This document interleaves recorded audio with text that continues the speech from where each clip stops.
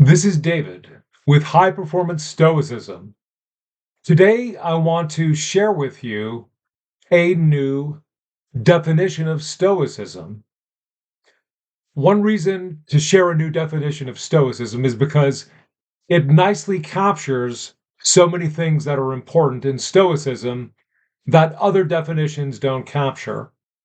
Another reason for a new definition of Stoicism is because it's often hard to explain to people what Stoicism is in a modern way that they can all understand. So, what is the new definition of Stoicism that I have in mind? It's Stoicism is the study and practice of wholehearted action. Now, wholehearted action is something all of us know a good deal about. We've all experienced it in our life at some point. Think about your life. There's probably some week, some stretch of time, or maybe just a day, or maybe a couple hours, or just 1 hour where you just felt like the way you are acting, everything is wholehearted. You are one with yourself, you are one with whatever you're acting on, and there's no internal resistance, there's no friction. There's a sense in which you feel very free when you're doing this. Since all of us have experienced it, we know what wholehearted action is. Now let's explain why Stoicism is the study and practice of wholehearted action. Let's start with a major goal. Actually, the chief goal in Stoicism is virtue, that excellence of the soul in which you have prudence, courage, temperance or self control, and justice. It's the greatest attainment for a human being. Now, before we get to virtue, think about vice. Think about someone who is self-indulgent, someone who suffers from gluttony or greed. What is the hallmark of someone who is greedy or gluttonous? They are at odds with themselves. They eat too much and then they feel bad about it, or they are desperate to get more money because of their greed. All of these vices signal someone who's at odds with themselves, and we can throw in cowardice. Someone who is cowardly is often at odds with themselves because they think, I should do something in this situation, but then they don't, and then they feel bad about themselves for that. So that's not wholehearted action. What is virtue?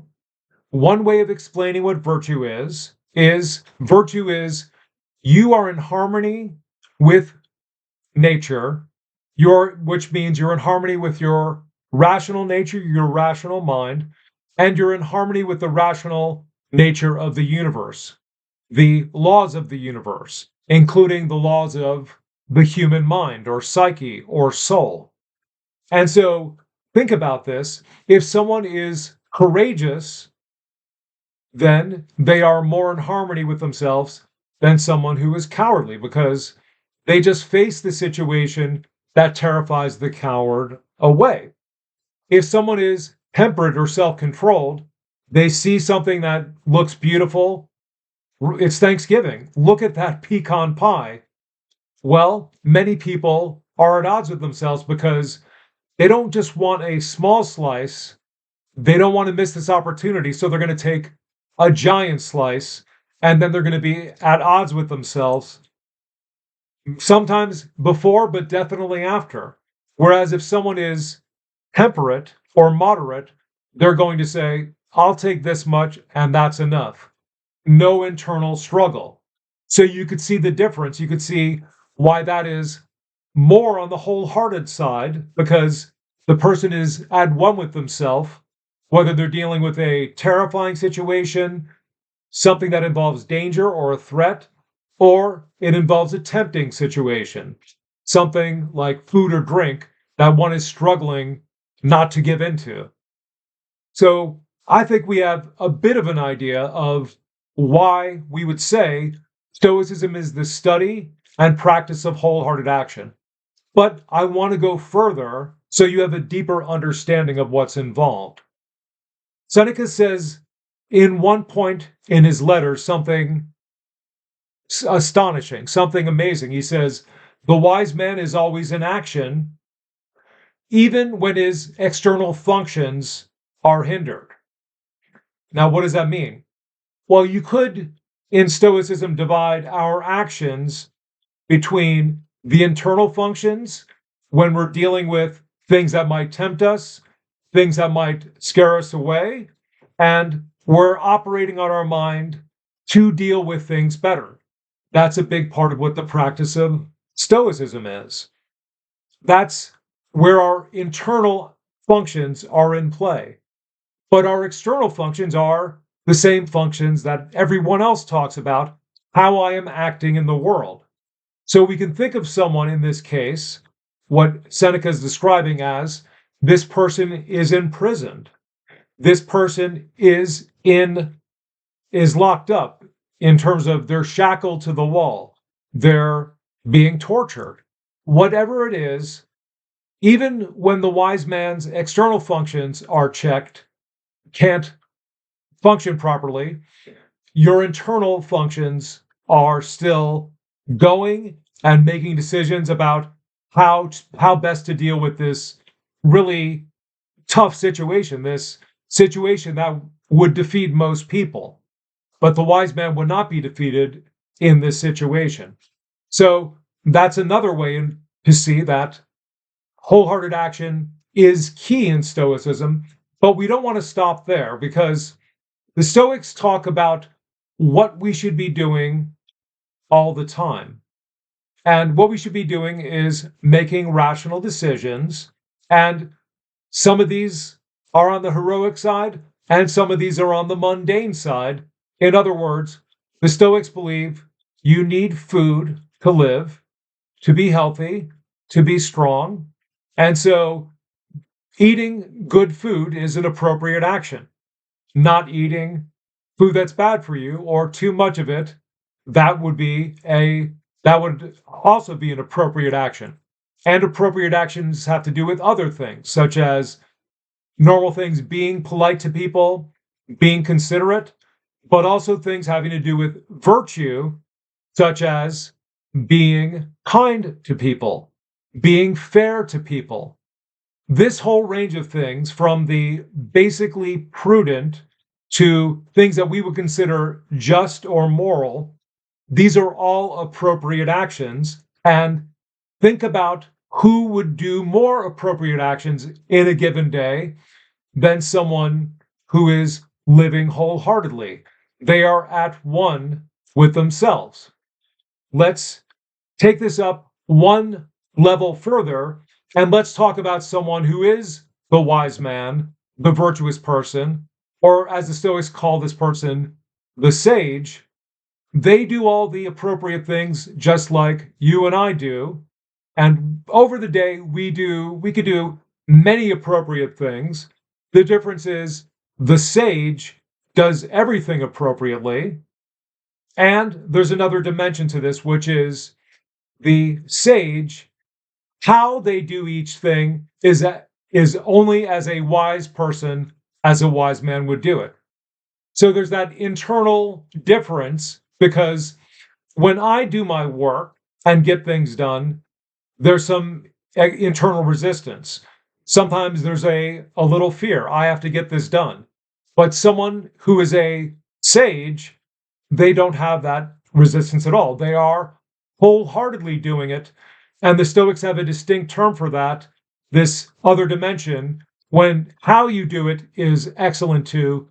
Those are perfected actions. So you and I do appropriate actions all the time. When we do them how a wise person does them, that is a perfected action, and only the sage does that. And sometimes we can approximate that. Sometimes I sit down to work and then, okay, I get engaged pretty quickly, but there are these little distractions. There are these little resistances that we have, but the sage has none of those. Lastly, The goal is one thing in Stoicism that is mentioned a lot, and it's the goal of life. This is given by nature. The Stoics don't believe, hey, we made this up.